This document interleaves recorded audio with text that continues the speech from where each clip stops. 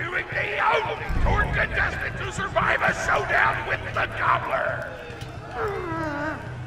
Question time! How are you doing? What's your favorite color? Did you ever see that one movie about the dog who played basketball? When did you have your first kiss? Did you ever see the sequel to the dog basketball movie where the dog went to space? And if so, which of the two do you prefer? Awesome! Another question. How do you feel about my facial hair? Thank you! How do you feel about the Vault Hunter's chances against the Ravenous Wattle Gobbler? Will they win? Will they die? Your thoughts! You don't sound competent! Further questions! Who is the most attractive person on Pandora? That's an awful thing to say! Ellie's like a 10! Try expanding your definition of beauty, you chump! No! I'm done talking to you! Your grasp on body politics is lacking at best! Oh, looks like we're out of time! We'll be right back after a word from our sponsor!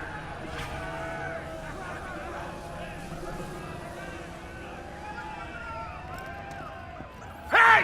Get over here so I can whisper some things to you in secret!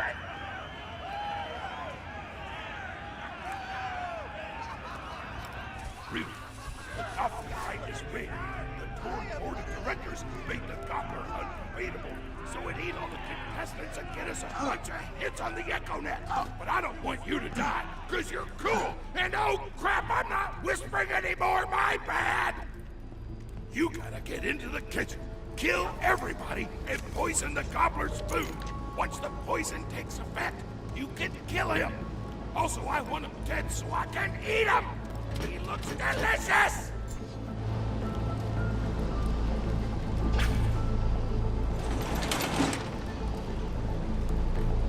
And we're back! The Vault Hunter's in the kitchen, but today there's a new item on the menu. Murder! Vault Hunter, kill the chefs! Ghosty! I win!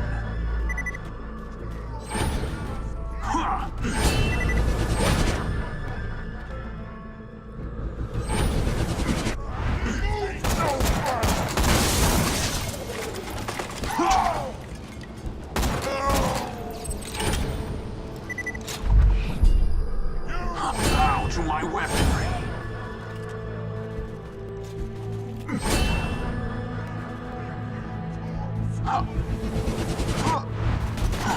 I see you! It's inside us! Goodbye!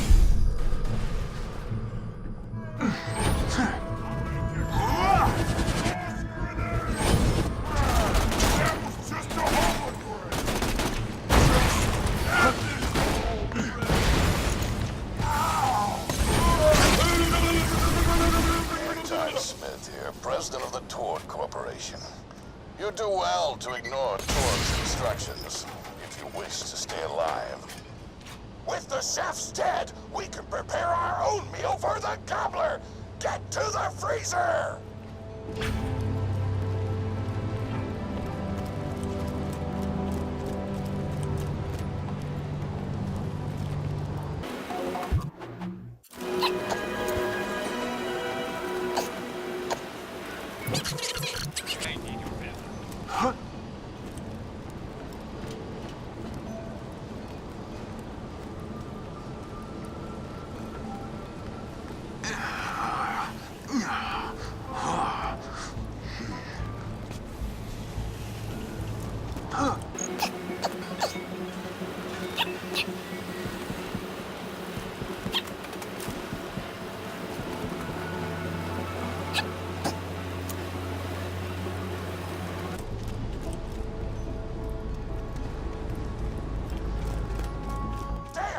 Door's locked!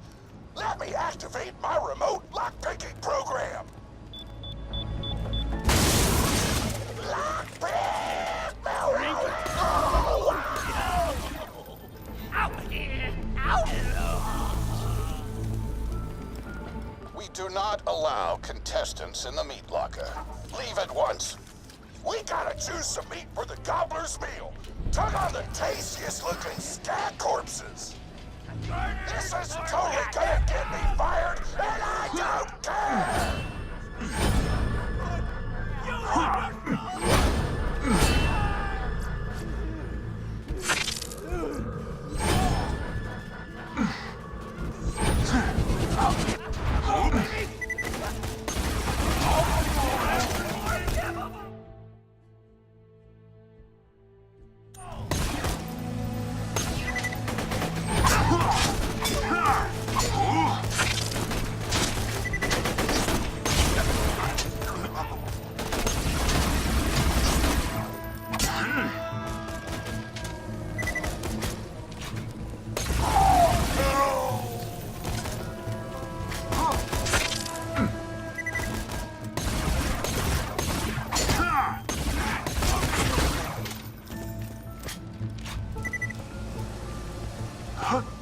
My mouth is watering! Here. Unworthy opponents. Excellent. I don't know what you're planning, but I don't like it. Tributes, get the Vault Hunter out of my kitchen! Your eyes deceive you. An illusion fools you all. I yearn for the Diggity! Those dudes didn't stand a chance! You almost feel bad for them, but then you start laughing because you were technically acting in self-defense, so screw them! Violence doesn't solve anything except for all the things it does!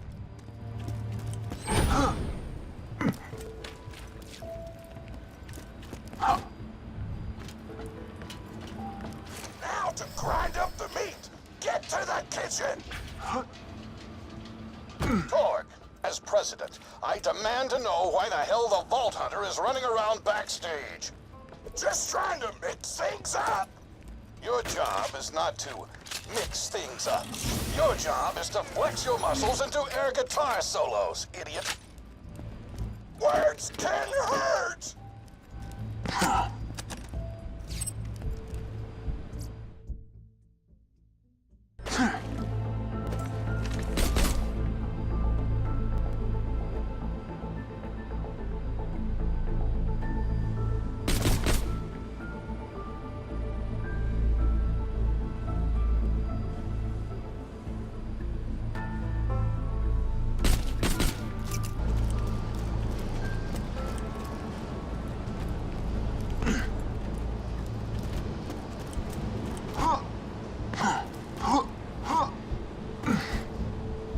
Let's get a grindin'!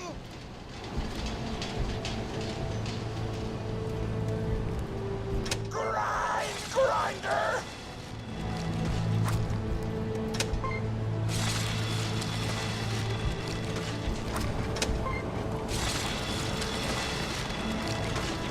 Delicious! We're nearly done preparing the gobbler's meal! With the meat prepared, we only need one more ingredient. Deadly poison! Head to the stabber jabber nests!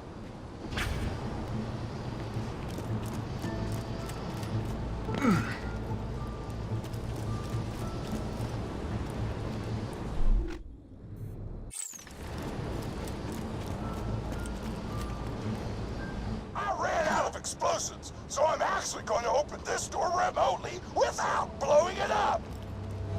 Psych!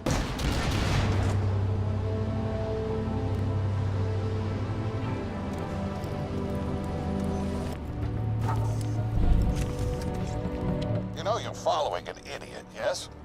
Torg created his explosive gun tech, then sold it to us for $12 and a high five. We kept him on purely for PR reasons. But you've both outlived your usefulness. Tribute, kill.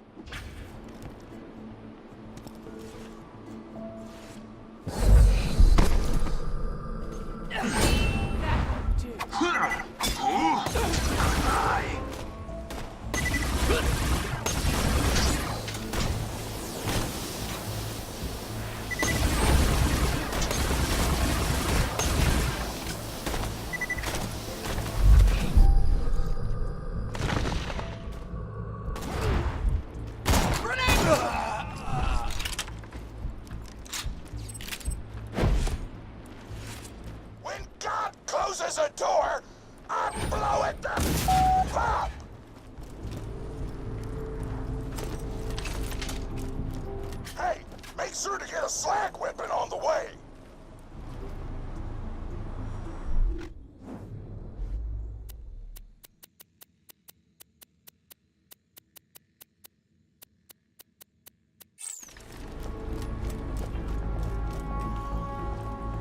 Smack the jabber nest to wake 'em up!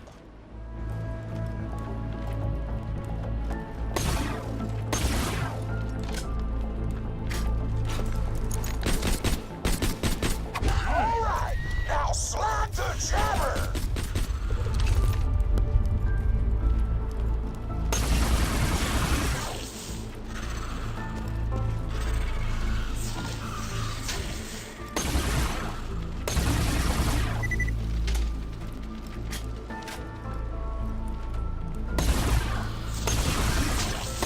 Gotta slag the jabbers before you kill them!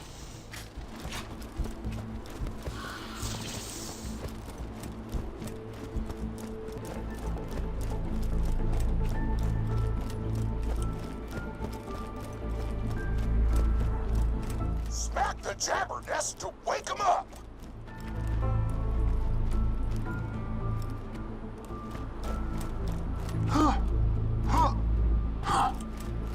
Alright, now slag the jabber!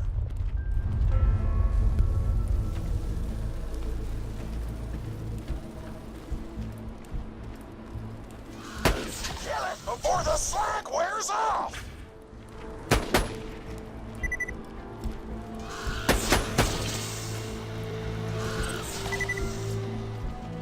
Tannis told me a single slag jabber glint would be enough to kill a monster the size of a planet! So get a few more! Nearly done! I can almost taste the gobbler now! Woo! You got all the glands! Now pop them into the gobbler's dinner and you'll be ready to fight them! Why do you insist on being a moron, Torg? This is why you lost a controlling share of your own company. I knew I should have killed you when I had the chance.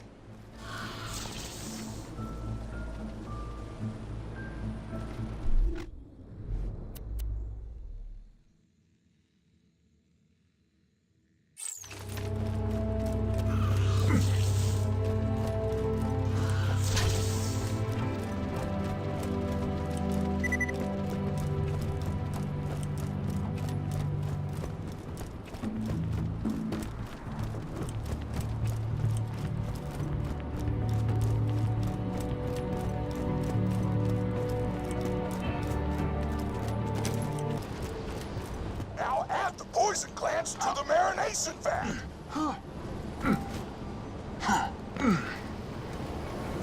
Hit that button to marinate the out of that meal!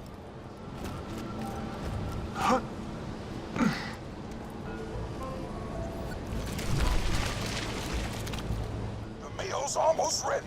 Let's get cooking. Start the conveyor of cookery.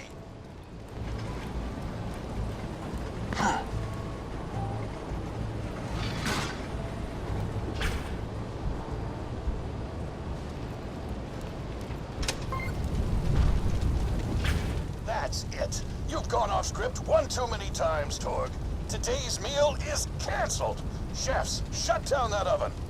We can't stop now! Protect the oven! I swear by my abdominal muscles, I will eat the Ravenous Wattle Gobbler! Preparing to strike. Assassins never die.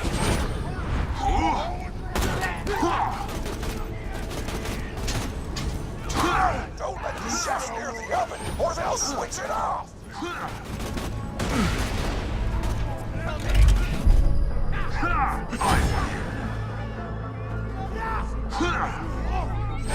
Don't let the chefs near the oven, or they'll switch it off! It's a trick! He's over there! Quick! Why not just head home, Vault Hunter? Grenade out. The true world revealed. Weakness is now known to me. Time to go to work. You can still run! That was a nice midget. Why not just head home, Vault Hunter? Ghosty. The critical hit. So very satisfying. I live for such kills. They shut down the oven! Our food is getting cold! Wounded again. And I disappear. A ghost amidst the combat, preparing to strike. Unworthy opponents. Food's done! Go get it!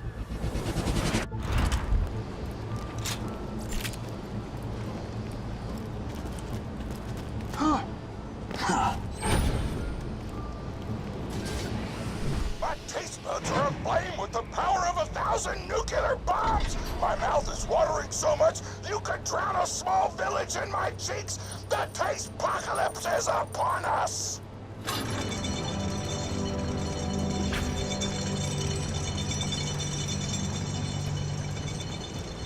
If you kill that gobbler, Torg, it'll be your last meal. The board of directors and I can guarantee that.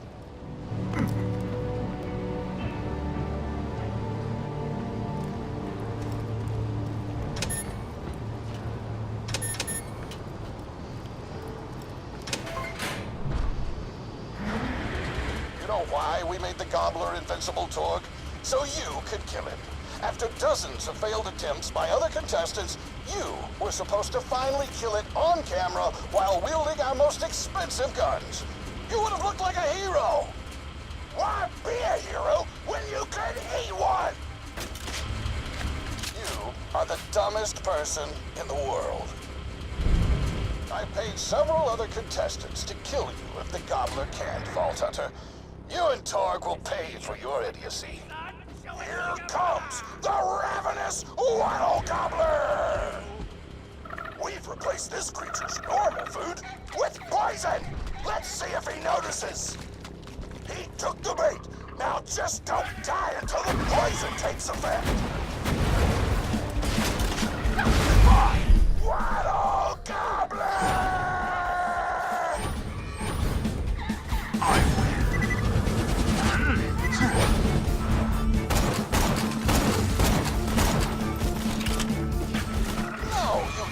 Birch, don't shoot the gobbler, shoot the Vault Hunter!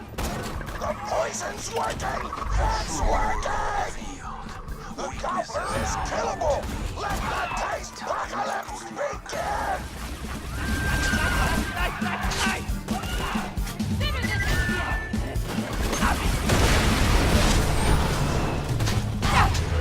This is your last chance, Torg. Call this off, or you're out of the company!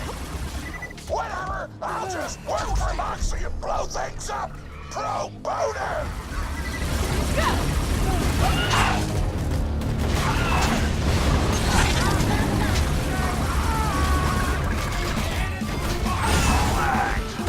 Your eyes deceive you. An illusion fools you all. I move for you.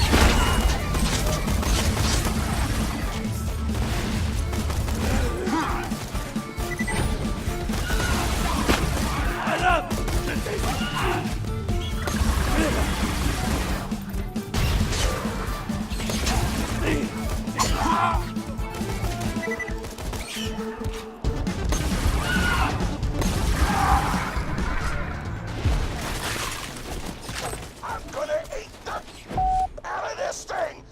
Napkins may or may not be involved!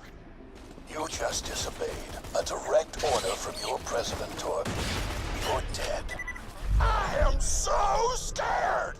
I know you can't tell because the tone of my voice, but that was sarcastic! Anyway, come on back whenever, Vault Hunter!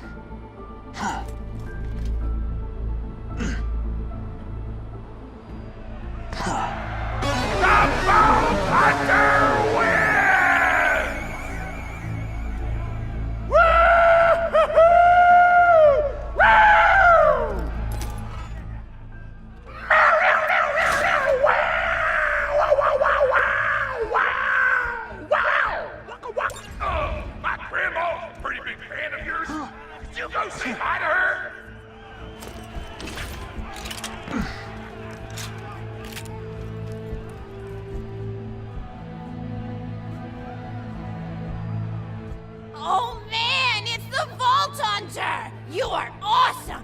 Didn't you fight Terramorphous? I fought a big creature like that once. He was a big whale squid with 100 tentacles. You ever fought anything with tentacles? Oh, of course you have. Terramorphous had tentacles. How silly of me. Now, where was I? I am so sorry. All right, the whale creature. His name was Blowhole the Apocalypse. I called him the Apocalypse for short. And he attacked my hometown of Tsunami's Edge when I was but a little girl. You ever been to Tsunami's Edge? Great town, nice beaches, great food, and the cost of living is just so low.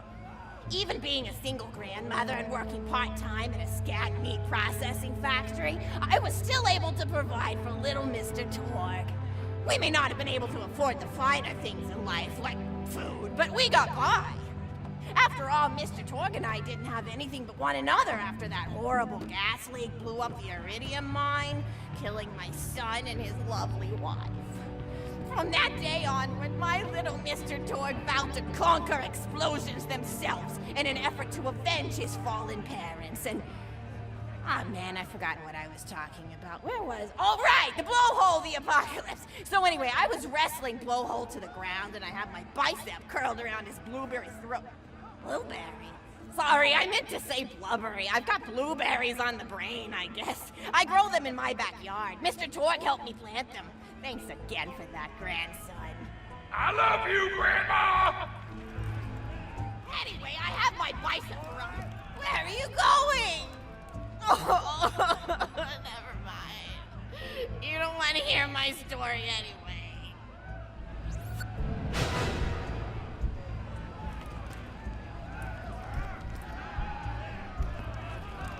Man, I've forgotten what I was talking about. Where was... Oh, right! The Blowhole the Apocalypse! So anyway, I was wrestling Blowhole to the ground and I had my bicep curled around his blueberry throat. Blueberry? Sorry, I meant to say blubbery. I've got blueberries on the brain, I guess. I grow them in my backyard. Mr. Torg helped me plant them. Thanks again for that, grandson. I love you, Grandma! Anyway, I have my bicep around his blubbery throat, and Mr. Torg starts crying because he really likes whale squids and he doesn't want to see me hurt one. They are the princes of the ocean! So I let the whale go after giving it a punch in the eyeball so he'll remember me, and it swam away into the ocean. And then I had Mr. Torg drive me to the ice cream parlor. He got me Rocky Road, because Rocky Road's my favorite. I'm extremely partial to the way the marshmallows act like little landmines of flavor amidst the battleground of chocolate. What's your favorite flavor of ice cream? Is it pistachio? I bet it's pistachio. Oh, that reminds me! You'll never guess who I saw today! Pistachio the Amazing! He's a magician who studied under Crazy Earl, so he's got that weird mustache, you know, but I saw him make a rack hive disappear. A whole rack hive! I said to Mr. Torg, Mr. Torg, wasn't that amazing? And he said, yes, it was, Grandma. Didn't you say that high five? You remember saying that? I remember, Grandma! And we stood in line afterward and got his autograph, and I thought I had it somewhere around here, but it's probably in the attic. I really ought to go up there and clean it out one of these days. I have so many little keepsakes up there. You're paying attention, right? Say, what's my favorite flavor of ice cream? So you are listening, how wonderful. You're an even better listener than my old pet rack, Beasto. Beasto was such a sweetie. You ever had a pet rack? If you can tame them, they are the sweetest pet you'll ever have. He used to just sit on my shoulder and bite chunks of flesh out of my neck to pass the time. I still remember the way he used to tweet. He went, tweet, tweet. It was so cute. I had a conversation with him once. I said, Mr. Beasto. He liked being called Mr. Beasto. It made him feel like an aristocrat. I said, Mr. Beasto, you're looking very cute today. And he said, oh, thank you, that's so nice. Or he tweeted in a way that made me know that's how he felt. And then he lowered his little head like he was taking a bow. It was adorable. Beasto was my third pet rack. First I had Woody. He got hit by a train. Then I had Anita. She got shot up trying to take vengeance on the train that killed Woody. And then I found Beasto making little poops on the windmill outside our house. After Mr. Torg and I wrestled her to the ground, I did a flying pile driver off a nearby tower tree, got him straight in the spine and brought him down. We brought him in and fed him some skag steaks until he decided he loved us. I still miss Beasto sometimes. He just died of old age. Rack don't live much longer than a few years, but I treasured the time we had together. Poor Mr. Torg. When Beasto died, he cried for a week. The kids made fun of him at school, but I told him not to pay them any mind. Being in touch with your emotions is not a character flaw! That's right, High Five. Is something wrong? You look confused, Vault Hunter. Oh, you probably haven't heard anyone call Mr. Torg High Five before. The world may know him as Mr. Torg, but the Flexingtons always refer to him using his middle name. It's a Flexington family tradition, after all, to use your grandfather or grandmother's name as your own middle name. And my husband, High Five Flexington, God rest his soul, was the best grandfather Mr. Torg could have asked for before he passed. He taught Mr. Torg dang near everything he knew about firearms. Without High Five's teachings, I don't think the Torg Corporation would exist at all. Gosh, I still remember the first gun Mr. Torg tried to make after his parents died. A Jacobs shotgun with a stick of dynamite attached to the barrel. Torg nearly blew his face off, but he got up, dusted his mustache off, and swore that by the time he reached the age of 11, he would make a gun that fired explosions without killing the operator. And by golly, he did! It took a couple of dozen prototypes before he got the right combination of gun parts and explosives right. But once he did, woo-wee! I'll never forget the plume of smoke that used to be my neighbor's homestead. They were jerks though, so it's okay. Gosh, I've been talking your ear off for some time, haven't I? It's so kind of you to listen for this long. I've taken up too much of your time already. Please don't feel like you have to stick around any longer. As a matter of fact, take this for giving this old woman some company.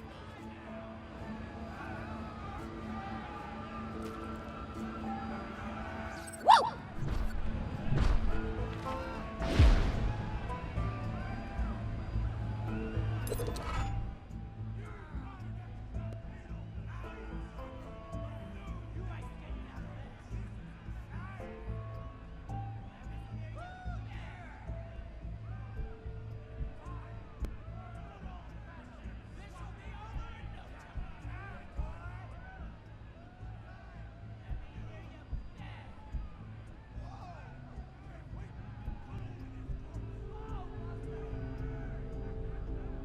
You have such...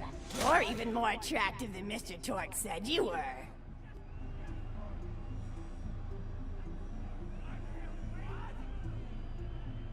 I've got another story for you, but I'd like to tell it to all of your friends at once.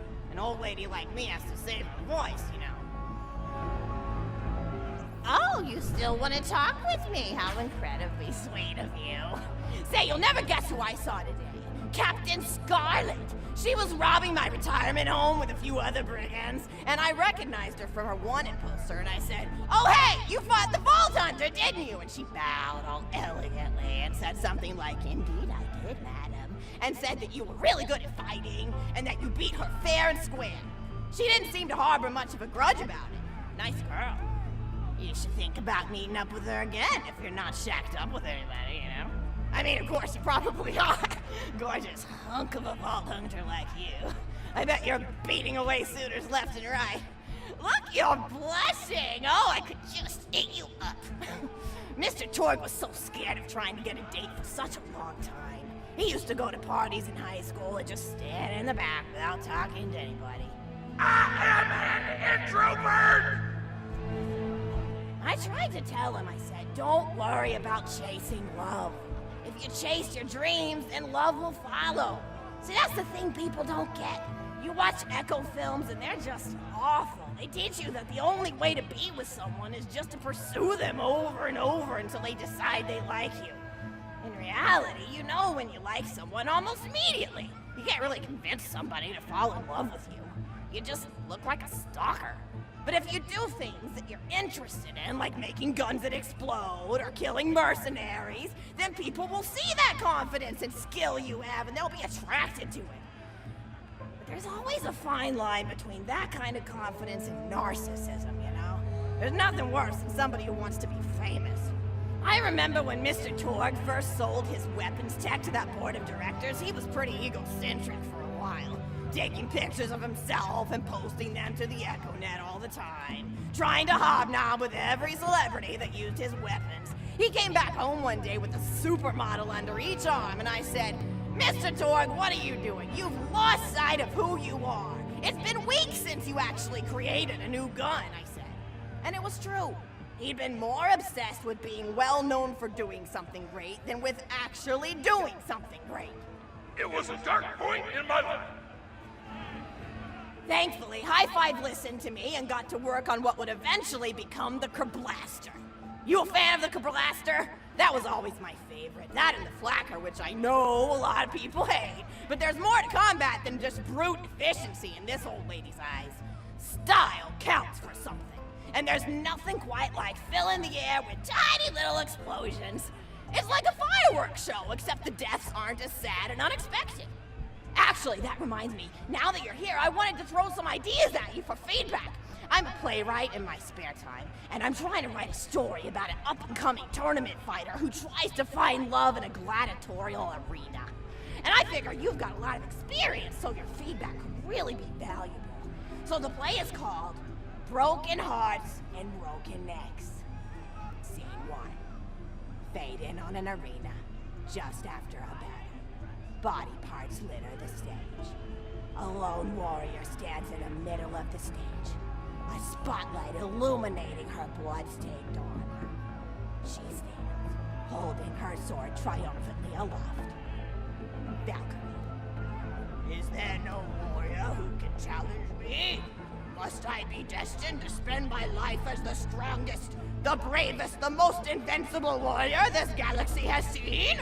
For I am Valkyrie, scourge of the gladiatorial games! Bored.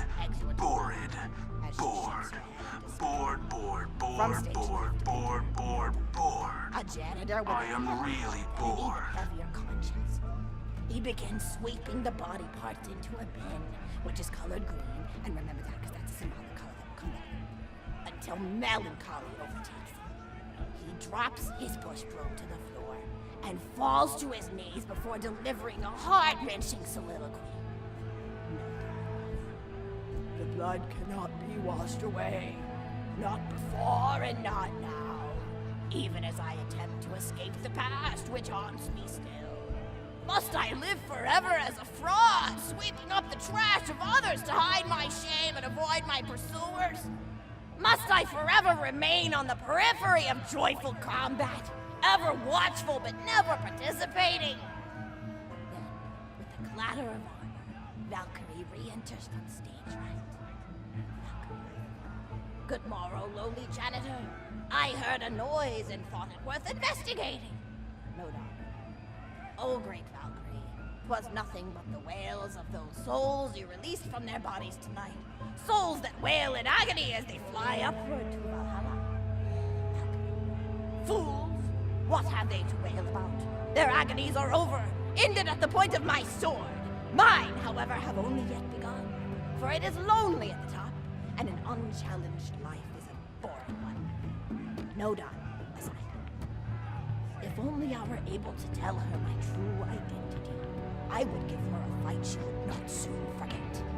Back to Valkyrie. Yes, ma'am, boredom is the true tragedy.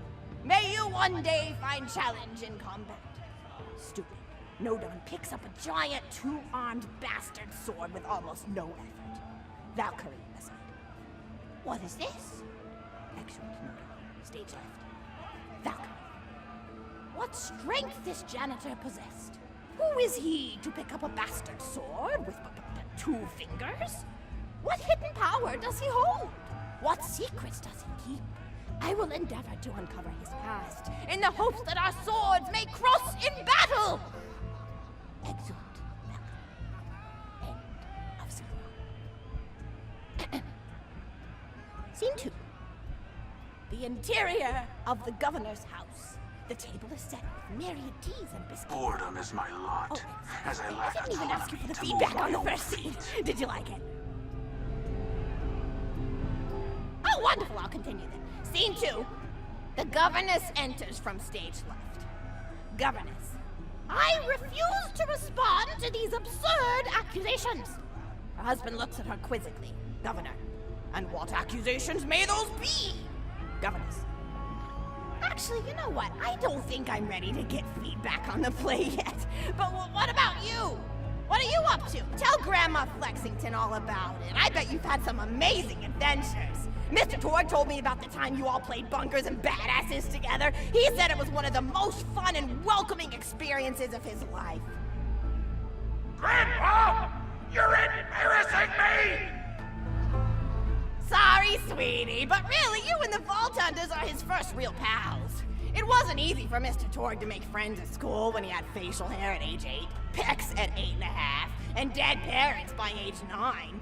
People found him intimidating, but I told him that he should be thankful for the fact that he looks different. Anyone who wouldn't be friends with you based on appearance wouldn't be a very good friend anyway. But he really does like hanging out with all of you. Most people these days want Torg to pose for pictures or blow something up by flexing at it. It's not often he gets to sit down and play games with people. Oh, speaking of games, did you play Going Back to the House yet?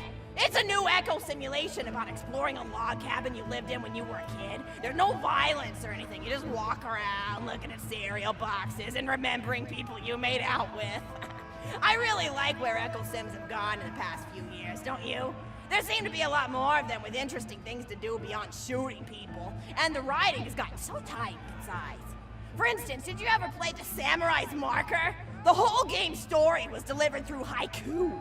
Did Zero write it or something? No, I'm just joshing. I know you're too busy for that. But oh yeah, I was playing At the End of the Pointed Gun last night on my Echo Sim player, and wow, is that funny. It's about a guy who punches people and smacks himself in the face with doors. Easily one of the best punch-related comedy sims ever.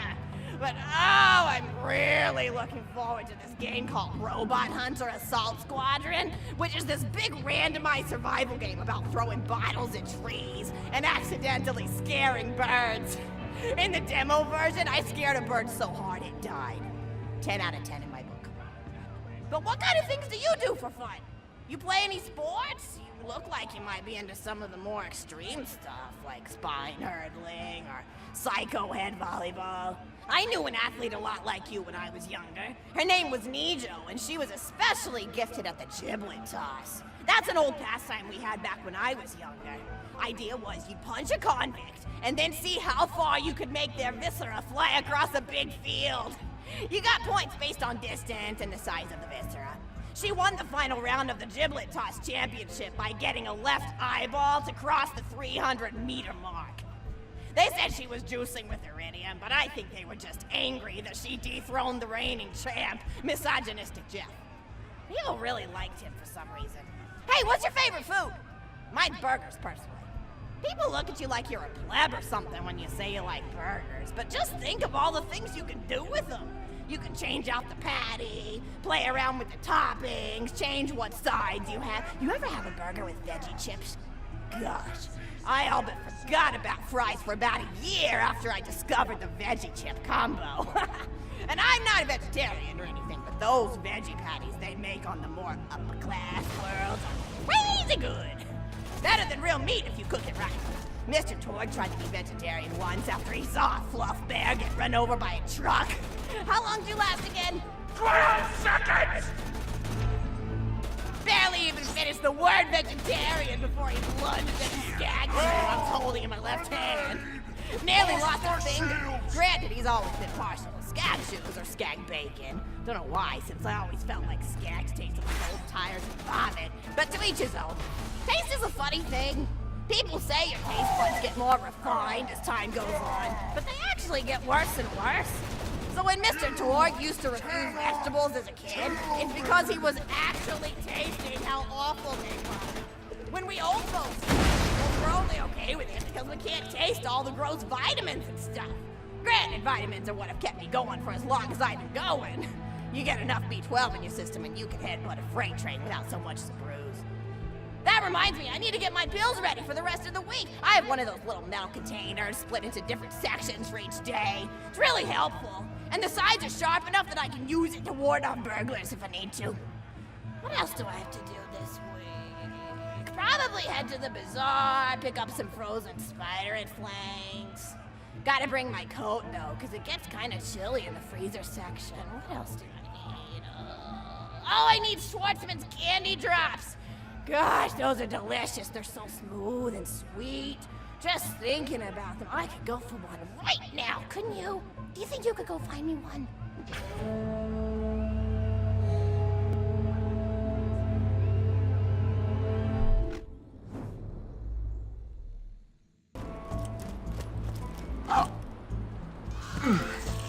That's a Schwartzman candy drop. Grab it for me, will ya? Oh, I can taste it already.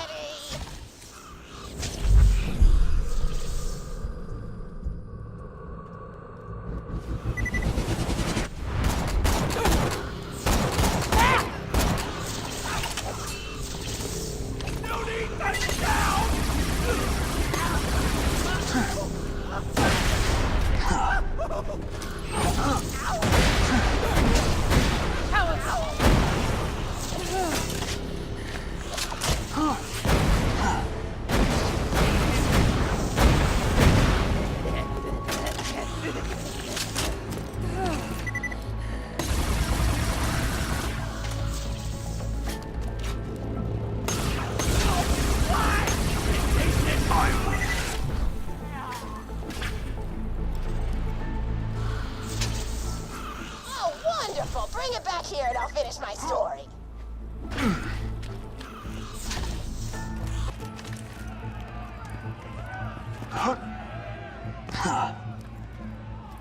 Thank you so much! I'll eat this later while sitting by the fireplace telling Mr. Torg stories of days gone by. There's just nothing like a good roaring fireplace, is there? Something healing and safe. Maybe that's why our family likes explosions so much. They're basically just big fireplaces. Every explosion feels just like coming home. Oh, maybe that'd be a good slogan for the Torg Corporation. Don't you think? High five? Oh, don't be silly. It's a wonderful slogan and you know it. I used to come up with slogans for a living when I was in my teens. I came up with the jingle for Professor Gunsight's Can't Miss Scopes. How'd it go again? Oh, yeah! If you try to shoot but you miss a lot, then give Professor Gunsight Scopes a shot. And then they played a gunshot sound effect and someone going, ah! It was cute. But gosh, I've been talking for a while now, haven't I? Thanks for bringing your friends to listen to an old woman ramble for a while. I can't tell you how great it is to have somebody new to talk to, especially a Vault Hunter. Oh, and one more thing! No, actually, that can probably wait. Just something about vaults and the end of the universe. Anyway, here. I always spoil my friends, just like I spoiled my grandson. Well, well. Enjoy!